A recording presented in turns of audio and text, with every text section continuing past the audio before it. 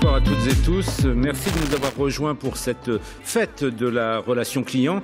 Vous allez voir effectivement que nous allons célébrer l'excellence en la matière. C'est très rassurant de voir que les entreprises qui mettent le client ou le consommateur au centre de leur stratégie font de la croissance, créent de la valeur. Le thème de ce soir, c'est l'humain dans la relation client. Alors ça peut paraître un peu paradoxal, à un moment où on parle de digital, d'automatisation des canaux de contact, que de parler d'humain.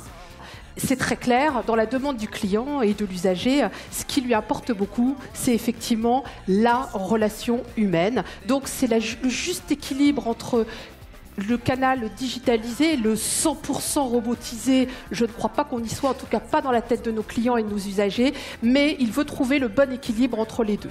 Est-ce que vous avez, chers amis, peut-être des conseils pour passer à l'action? Peut-être pour en tenir 3 ou 4, l'important c'est d'arriver à accompagner vos clients de bout en bout. Le deuxième, c'est réagissez, mais réagissez en temps réel. Le troisième message, c'est innover, mais pas tout seul.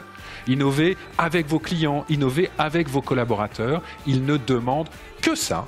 Fondamentalement, ce qui change aujourd'hui, c'est effectivement la co-création. Que la culture de l'échec, le fait de tester rapidement, de tester aussi à moindre coût, c'est ce qui fait la différence.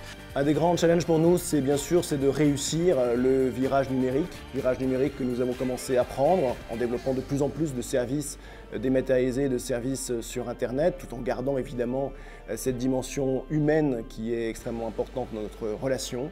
Nous sommes aujourd'hui rentrés dans un monde où l'exécution n'est pas simplement l'exécution faite par une usine selon des processus, mais dans une exécution qui est co-construite, co-comprise, en parfaite intimité, si j'ose dire, en parfaite complicité avec chacun de nos 10 millions de clients.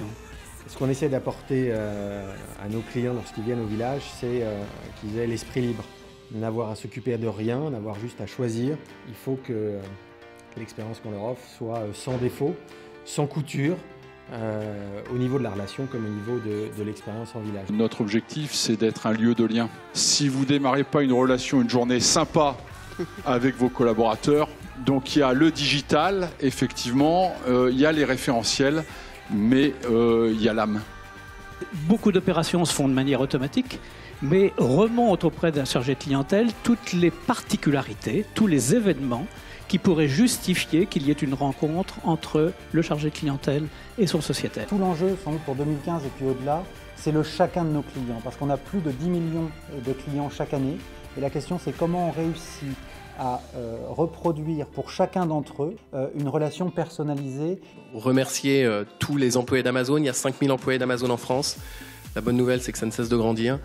Et c'est leur culture et leur focalisation permanente pour avoir une expérience client optimum qui nous permet aujourd'hui d'être sur ce podium. Il nous faudra être en capacité, non pas de se voir imposer le numérique ou le digital, mais bien de pouvoir le maîtriser et d'en dégager toutes les qualités possibles pour améliorer encore la qualité de notre relation. Je pense que la relation client, c'est tout d'abord, c'est la passion de la marque, la passion du client, c'est la culture du service. Nous voulons vraiment être la référence et créer ce qu'on appelle chez nous des moments Mercedes à chaque point de contact. Donc un moment inoubliable, privilégié, Mercedes. Donc merci beaucoup.